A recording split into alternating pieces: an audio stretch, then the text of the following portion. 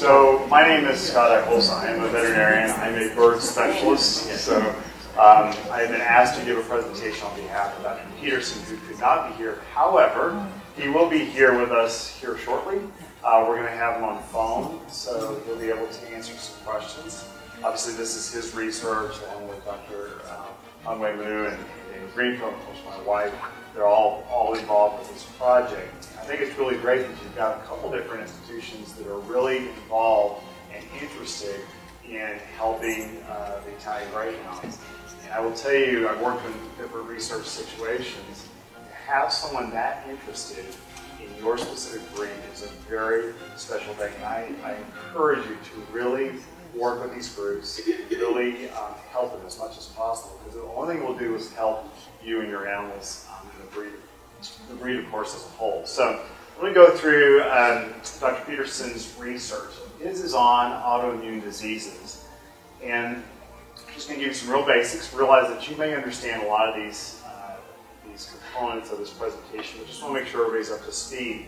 Autoimmune disease is basically when the body attacks itself. And there's several different ways that can occur.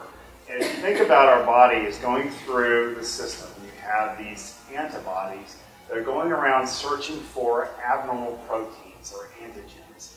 The body's going to find those, like it may be a bacteria or a fungus or a cancer cell or something like that, and hopefully will recognize that tissue as abnormal and attack it. That's the normal response of the immune system.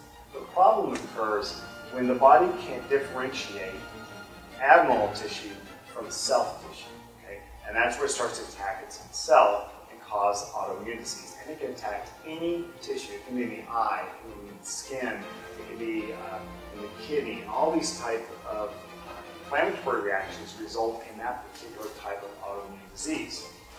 There's many, many factors. We have genetics that are a factor. We have the epigenetic factors. Those are things that are outside of the genetic world, such as the environment, whether it's diet that we're offering our pets or ourselves, or it's exposure to toxins and other things. All these things play a role in how the immune system reacts. So there's many different causes of immune system diseases. So if you see this picture here, the one on the left here, that kind of oblong thing is supposed to be a bacteria. Those are antibodies attacking that and latching on to that bacteria. So what it's recognizing is that those surface antigens on that bacteria are abnormal. The body attacks it with antibodies, and the white blood cells come in and destroy it. Well, on the left picture, here we have normal body tissues down on the lower portion of the picture. But here on this right picture, the body's attacking both the bacteria and its own cells. So this is kind of an autoimmune situation. So this is kind of this diagram depicting that autoimmune disease is not caused from one thing. And that's why you can't just say in most situations, if you were to diagnose a gene that is going to predispose the animal to autoimmune disease, that does not mean it will get autoimmune disease. It is a factor, a component in that. However, depending on the type of genetic disease it is, it can be a very strong component. So you have simple, recessive, dominant type genetics and so forth. And those can increase the predictability of that animal developing autoimmune disease. But you have environment and how the immune system reacts all play a role in it. This is in generality, but in humans, women more commonly get autoimmune disease than men do. And there is an increasing incidence in animals, in purebred animals. And I'm going to explain that a little bit more, why that actually occurs. And in purebred dogs, we most commonly recognize immune-mediated hemolytic anemia, immune-mediated hemolytic thrombocytopenia. That's where the platelets get destroyed, so the blood doesn't clot, so they just bleed. Of course, immune-mediated hemolytic anemia, they actually have their red blood cells destroyed, so they become anemic. In general, we recognize that 50% heritability in dogs, 30% in humans. And again, we have all these other environmental, epigenetic type factors. And in humans, we know that it's largely polygenetic, which means there's rarely one gene that causes the immune disease. It's multiple genes that are involved. Sharp-hay fever is the only monogenetic, meaning one gene that's involved in an immune-mediated disease that we recognize in dogs right now. So almost everything else is going to be polygenetic, which makes it more difficult to identify and deal with. And my wife is listening right now, and so is my daughter. We usually see a large range of problems that come from autoimmune diseases. And what I'm going to make a point of from this presentation is that when you have a dog that's predisposed to immune-mediated diseases, it is the spectrum of disease, not one immune-mediated disease. There are a few examples, exceptions, but in dogs, just like humans, females are more commonly infected. The ones we most commonly recognize are blood-type autoimmune diseases, immune-mediated hemolytic anemia, immune-mediated thrombocytopenia, pure red blood cell aplasia, that's where the red blood cells are destroyed or don't even form within the bone marrow. Then you have organ diseases like Addison's disease, thyroiditis, leukodystrophy. Leukodystrophy is an interesting one because the nail bed actually is attacked by the body. You get these abnormal shaped claws or nails, crumbly, they're very painful, and they skip around from toe to toe and foot to foot, and very, very unusual. Then you have the rheumatic or joint type disease. You have erosive and non-erosive arthritis. You have immune-mediated polyarthritis, which in Italian Greyhounds has been interesting because they don't get the swelling of the joints like we see in other animals, so it makes it more challenging to diagnose. And one thing my wife has been working with is talking with a number of veterinarians that have these unusual cases where they have fevers that are cyclical, they go up and down, they're kind of lame on multiple legs, and it's just not clear cut. But they don't have the swellings like we typically see in other animals in the joints, so it makes it very challenging to diagnose. And then we have the dermal or the skin type diseases, pemphigus, where you get ulcerations and blisters in the skin, paniculitis, which is more or less the subcutaneous or fat tissue is affected, lupus, the Asclepias, lupus-like conditions. And it does appear that we have synergetic basis of these immune-mediated diseases in greyhounds. We're going to get into that, and that's what a lot of Dr. Pedersen's work has been, is identifying these diseases and trying to sort them out for all of you and, of course, our pet owners as well. So in his study, which was published, I believe, last year, he wanted to identify the presence of immune-mediated diseases or autoimmune diseases in greyhounds and determine if there's a genetic basis and what we can do maybe to identify that. He looked at 3 generations of pedigrees, DNA samples that were provided by you and pet owners. He also looked at the information he had at the UC Davis School of Medicine. I believe he's the head of the small animal department there. And of course, he conducts research on top of that. And he also wanted to know what the overall genetic diversity was within the breed between the healthy or unaffected dogs and the infected dogs. Trying to understand what's the parentage of these and what type of maternal and paternal lines are present as well. So he collaborated with quite a few of you, quite a few of the owners as well. My wife was also working with a lot of you. I'm sure you've talked with her. She's also talking with pet owners. It seems like the requests and the information come in daily now. We're seeing more and more cases, which has made me realize that it is far more prevalent in Italian Greyhounds than I initially understood, certainly. Samples were collected, so blood samples. We had to collect 2 to 5 milliliters of blood. Buccal or cheek type swabs were done. And we also looked at as much of the information, background information we had on those animals as possible.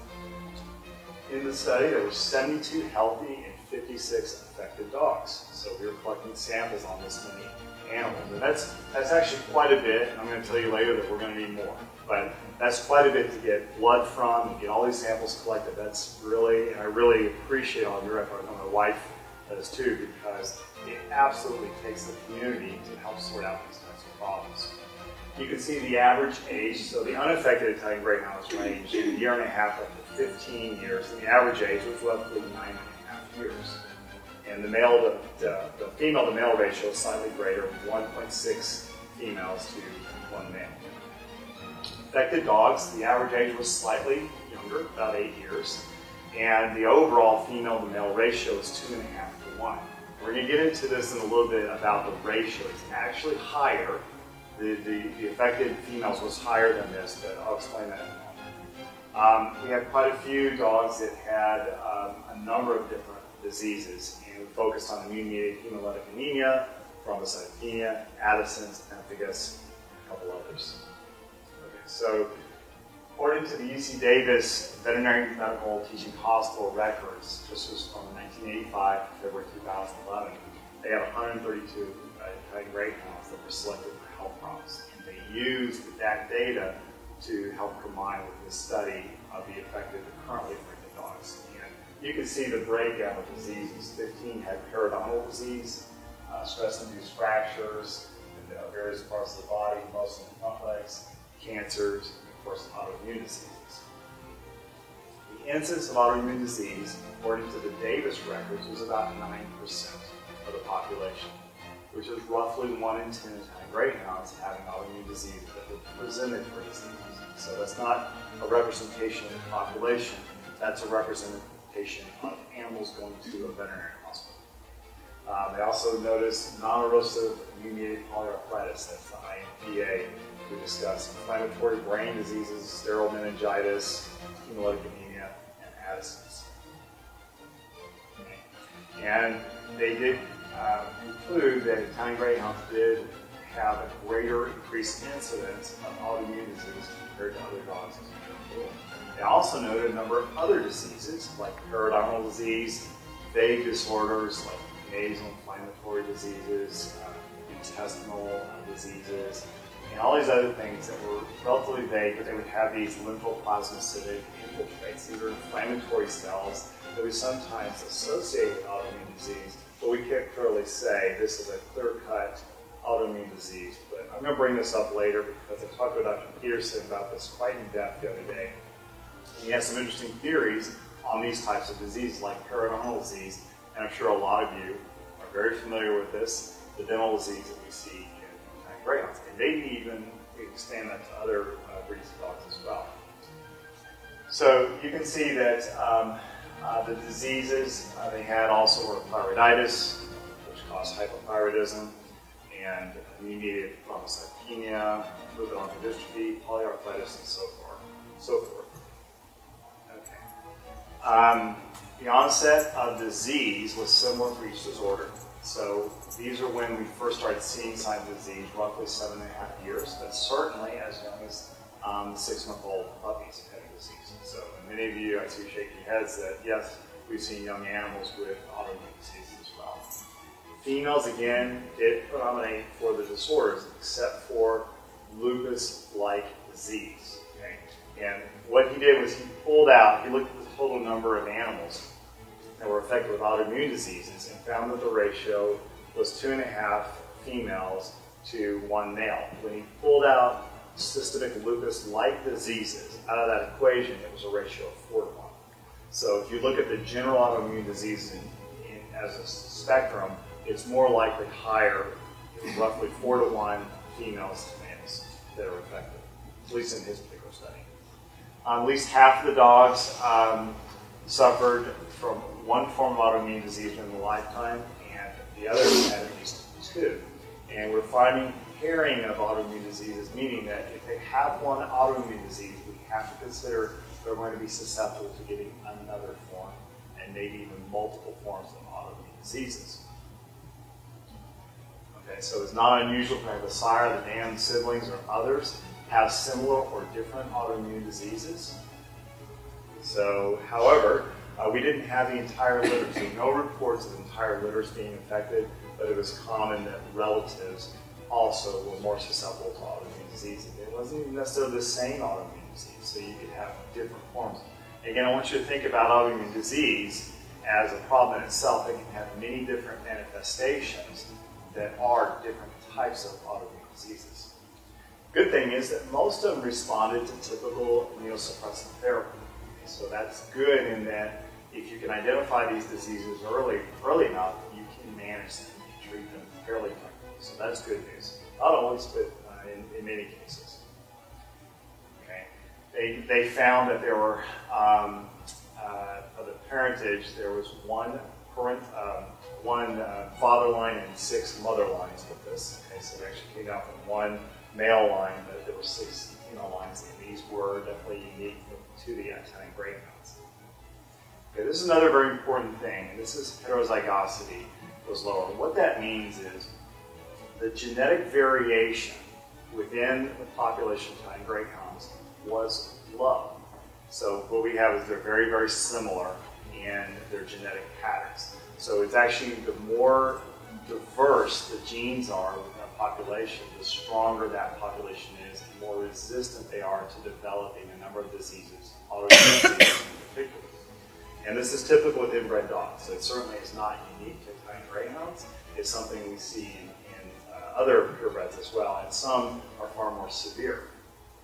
In humans, they recognize this polyglandular syndrome, and they call it autoimmune polyglandular syndrome type 2 in humans, in a similar aspect where they develop multiple types of autoimmune disease. Remember, I told you about these pairing of autoimmune problems. And again, it's not necessarily that if you get autoimmune hemolytic anemia, we can expect another autoimmune disease. It could be any of them. It could be thyroid disease, it could be meningitis, it could be a variety of different things. And there certainly are some patterns we might expect, but it's just, just once you think of autoimmune disease as a full spectrum, lots of different problems can happen out of that. So this is just saying that polyglandular disease in humans is very well recognized. And here's an example. Humans that have Addison's disease also have 50% increased risk of developing a second autoimmune disease during their lifetime.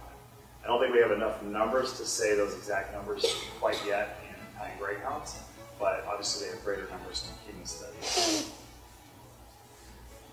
Okay, so we're seeing changes happen actually, just in our time with the actual genetic population of Italian Greyhounds. And we're seeing that genetic population narrow, as we might expect with inbreeding. Okay? And he made some points about this, that you're actually developing a bloodline that is very similar. And it's not necessarily from any one person's bloodline, meaning an Italian Greyhound bloodline that is narrowing down its genetic diversity. He's actually noticing this in his research and may be able to use that when looking for risk factors of autoimmune disease. I'll explain that more in a moment. Okay. And obviously the fastest way to create and expand a distinct bloodline is through inbreeding. That's how we get a certain look that we're going for.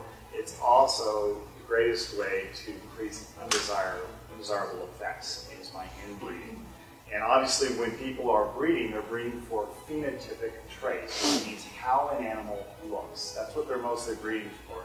And what we can ask Dr. Pedersen or let y'all ask him specific questions. We may want to look at breeding for genetic health rather than just physical type of health. Okay, so some new information has come out. I'm going to give you, go through this fairly quickly so we can get Dr. Pedersen on the phone. Is that of enamel hypoplasia. So enamel hypoplasia is basically where the enamel is going to get pits in it and start to break down and becomes thin, and these holes in the enamel just like this. Now in humans, it's very, very, very obvious because humans have very soft dentins. So if you look at the anatomy of the tooth, you have the enamel on the outside, that's the hard chisel-like surface, and then you have the dentin, which is relatively soft. So in humans, it causes real bad problems. In dogs, they have actually relatively hard dentin as well, so it's not quite as obvious in some dogs. And sometimes it just looks like there's tartar built up or there's staining. This is an obvious pit in this particular tooth, but it may not be as obvious in some other dogs. And he actually has identified the gene for this as a simple recessive. This is an example where we have a nice, easy problem, but those are far and few between. So this one, he did say that we'll have a test available within 2 to 4 weeks. So that should be available very soon.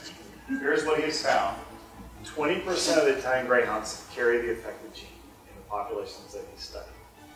4% of Italian Greyhounds are affected. Now he made a very important point here. You see that 20% of the standard poodles are affected, and predominantly, the vast majority of them actually carry the gene. And he said that 90% of poodles are genetically identical. And you're actually in a much better position, this is the point, you're in a better position to actually do something about this than, say, the poodle group. Okay? okay? Because you actually have more genetic diversity than some other breeds, and less than others, okay? What he noted was that in general, people don't start noticing and recognizing a problem and raising their hand saying we have an issue until roughly 5% of the dogs are affected. And that's roughly where we're at with an animal high population, is that about 4% of the population is affected. People are starting to make note of it, and it becomes more noticeable. So you look at standard poodles, and he said that, I'm not familiar with the problem with standard poodles, but he said most of the time they just ignore it. So they don't even acknowledge it. And if you were to try to breed that out, you couldn't. And the danger is, especially at this type of lack of diversity, is if you were to breed that out, you're going to breed in all sorts of other problems. Because you're working with a very select group of animals, and then you're narrowing that genetic population even further and making things worse. Okay, so on autoimmune diseases in general, he believes that most seem to be emerging from a certain bloodline. Again, this is not Mrs. Jones' bloodline of dogs. This is Italian Greyhound bloodline. What's happening with selective breeding is we brought this group of animals together, and their genetics are getting closer and closer and closer and closer together. What that means in terms of autoimmune disease, if you have an immune system, let's say it's up in this area, we have a normal immune system that recognizes disease things, such as viruses and bacteria. They're far away from each other, but that's perfect. Okay, this is a heterozygous or polymorphic situation. As we bring genetics together and we decrease that polymorphism, we're decreasing the heterogenetics there, so it's becoming more and more same between the species, between the dogs, I'm sorry. The genes have a hard time, and the body has a hard time distinguishing abnormal tissue from normal tissue, which is self. Okay? As a result, the body starts to attack various normal tissues. We don't necessarily know which one it's going to be. Again, I'm going to get to the dental stuff in just a moment beyond hypoplasia. He has found that a third of the affected dogs have this DLA, it's dog leukocyte antigen, class 2 haplotype. So just think of it this way, the DLA, it's also called major histocompatibility complex, MHC, if any of you have heard of that. They're pretty much interchangeable terms. They're involved with the regulations of the genes that affect the immune system. He has found that the dogs that have these DLA class 2 haplotypes are going to indicate that they're part of this bloodline that is at greater risk of autoimmune disease. Okay? He did make a note that he doesn't believe this causes autoimmune disease. He more said that it is associated with that bloodline which is at risk of autoimmune disease. He also noted that if they don't have this genetic marker, that doesn't mean they're not part of the bloodline. They may still be part of the bloodline, but a good portion of them that are part of this bloodline will have this type of DLA class 2 haplotype. All right. So he's been able to ID this haplotype to this bloodline. Again, not any one person's bloodline, but a certain bloodline that is actually being developed through selective breeding, because we're looking for certain phenotypic traits, and these DLA class 2 haplotypes are going to be associated with those certain traits that the club is looking for. And as a result, when everybody's trying to reach a certain type of look, style, design, etc., a look of the animal, it's going to concentrate these DLA haplotypes, and he's using that to say, all right, if we can identify this haplotype, it's going to, and he's found it's associated with this bloodline, then we can increase our odds of identifying those dogs at risk of autoimmune disease. Does that make sense? There is no specific gene for autoimmune disease. So I'll make that clear, and he was very adamant about that. So we're not going to find a gene. There's very rare exceptions. I mentioned the Shar-Pei fever, that's one exception. There is a gene for Shar-Pei fever, and it's just a single genetic trait. But in most situations, autoimmune disease is a spectrum of diseases, not a single disease. He thinks that we'll be able to develop markers that predict certain types of autoimmune diseases. So we may have some that are going to show you a risk factor for certain types, but not autoimmune disease as a general state. Again, these are not single syndromes. These are syndromes that involve multiple different diseases. In a population, inbreeding will increase the incidence of the number of autoimmune diseases, but not necessarily decrease lifespan. The reason he brought that up is that he doesn't necessarily think that inbreeding is bad. It's just going to decrease the risk of the number of problems. The issue is that a lot of these diseases can be managed. A lot of them are going to occur after the normal reproductive life of these animals. Remember, we have animals that are affected roughly 8 years, so they've already had the opportunity to reproduce. So you're not necessarily talking about having diseases that devastate the breed in terms of ending the actual breed, but more perpetuating the problem because they show up so late and the diseases can oftentimes be managed. Okay? Here's where we get into the periodontal disease and some of the other things.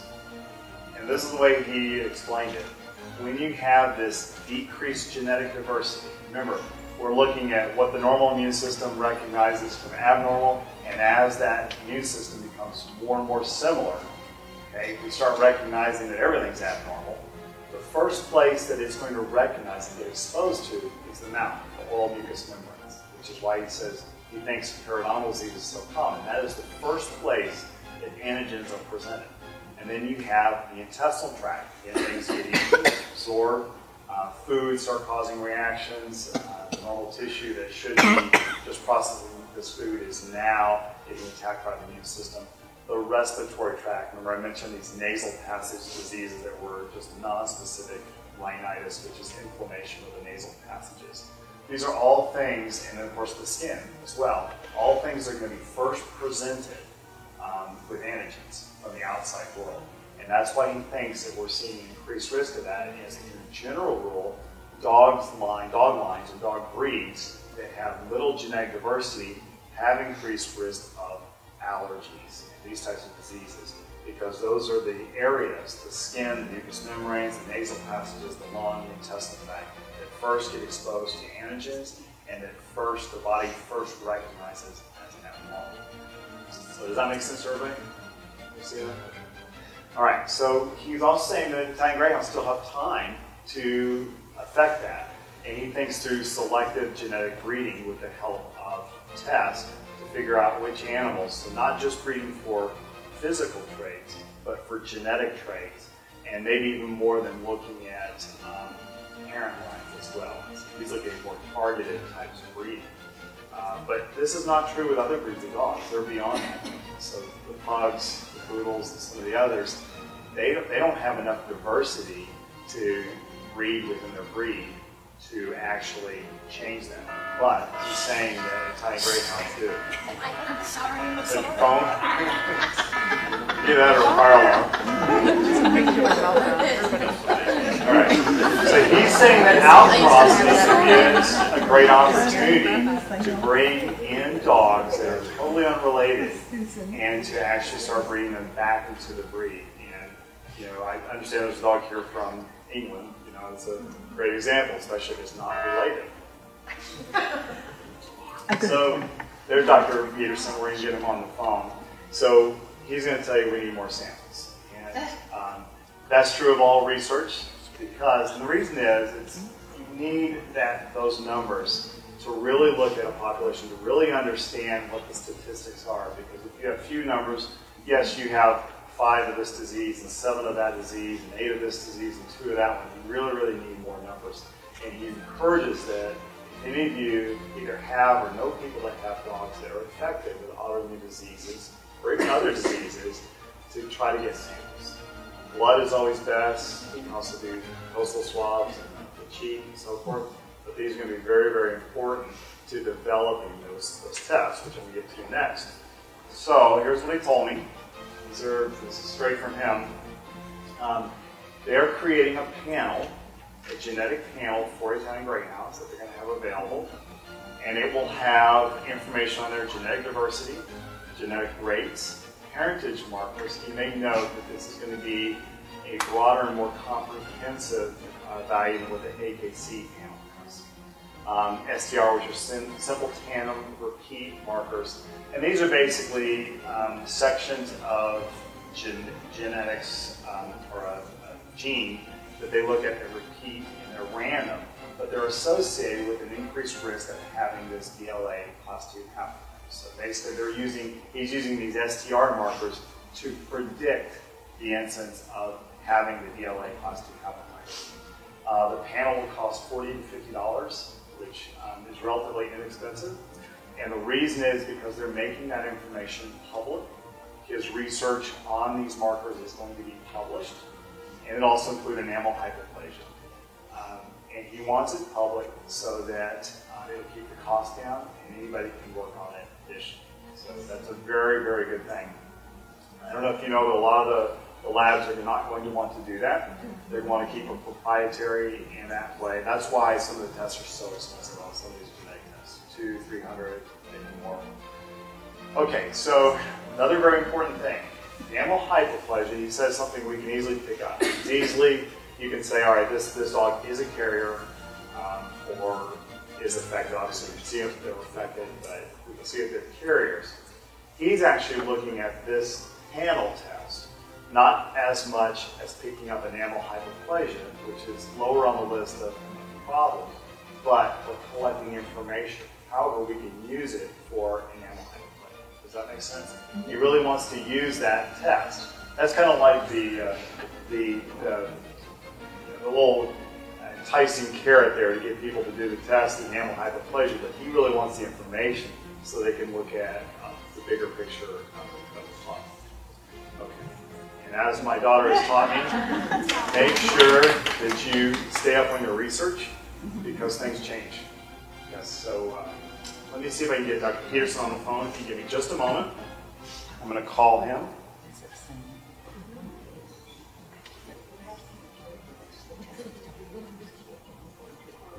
Make sure he's in his office.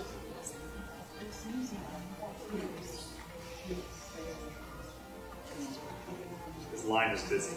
I'm going to call him back in just a moment. Let's see.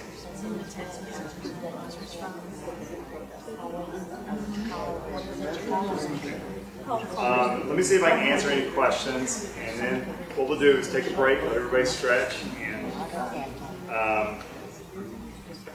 then we'll let Dr. Brown go after we take a break. Yes? Scott, is the test that he's talking about that's going to be available in 2 to 4 weeks for enamel hyperplasia the one that will include all these things? Yes, the test that he's talking about, enamel hyperplasia, will be piggyback on the panel. But that'll be the 2 to 4 week one? Yes, he said they're almost ready. So it'll be ready.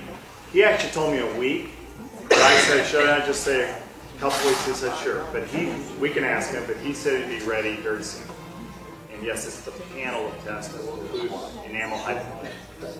So, and then how are we going to get a hold of those? How are we going to get a hold of the test? Yeah. Well, the test needs to be submitted to the UC Davis lab. So obviously you can work with your veterinarian, or Lael will also help direct everybody. But the general public, they're going to probably work with a veterinarian, send the samples off to UC Davis. I asked him about the price, if it was okay. He said, yeah, it's going to be published on the website. So realizing that if you go through your veterinarian, they're probably going to mark up the test. That's just normally how it is. So just keep that in mind. So for the general public, that's fine. But obviously, I think Lael will help you with getting all this set up.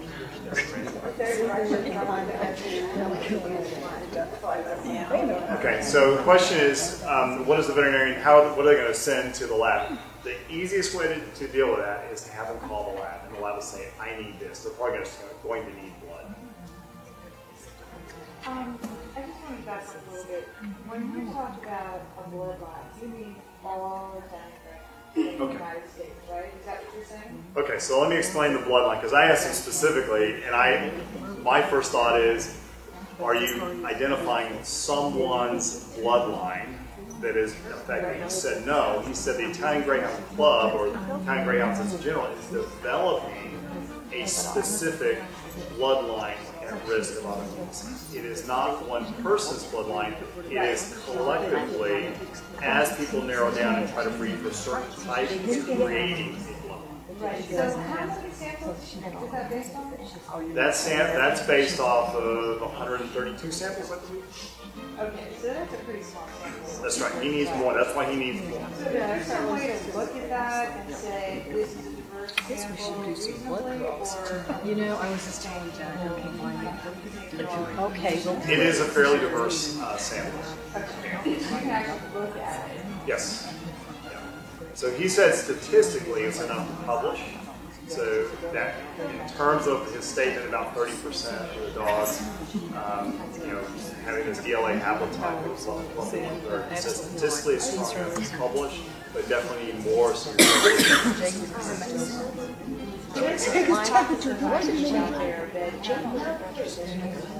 that's right. Yeah, unintentional publishing. The comment was there may be pockets of Italian Greyhounds out there that certainly don't know about, they're not here, and they don't know about this research that's going on. And absolutely, that's why we need to get the word out to everyone to really, and like I said, Lael's been very, very busy taking all these calls and working with. Well, see, I didn't even know that any of this had been done. Yes. I had no clue. Did you come to the presentation last year? No. Okay. Well, and that's where it started. I didn't know It's if there been on was the website, it's been on Facebook, it's been all over. but I don't have that. You don't have the internet? Well, yeah, No. but we don't have the Facebook stuff. Don't have We don't Facebook. have You that. never went to the Italian Greyhound Club of America site? It was put in newsletters from the IGCA. I haven't gotten a newsletter in ages. But I must, I'm not getting Okay, so here was the question. How would the breeder use that information that is coming from this UC Davis panel? And that's going to be ultimately a question for Dr. Pedersen, but I can tell you one thing you can tell, is this dog a carrier for enamel hypoplasia? The other one is you're going to get detailed parentage information, more detailed than you would get from knowing the bloodlines, who was bred, and you saying that it's going to be more detailed and more comprehensive. That's where we need to talk with him. So I'll try to bring that up. Yes. So the study is mostly limited to North America? The study is limited to North American dogs that were submitted, yes. And that'd be very interesting to start bringing in dogs from other parts of the world that are hopefully unrelated, because that's where your opportunity is to outcross, to bring in genetics. That's what he's saying, is we've got to breed for genetic health, not just physical characteristics. So when you submit the sample, do you tell the lineage, like maybe this dog was from Europe when you send the sample in, but it lives here with me, in the U.S.? I think that ultimately he's going to want as much information as possible to submit, and they're going to have to go through the data. That's what a lot of them spending time do, is weeding out what's important, what's not important. But the more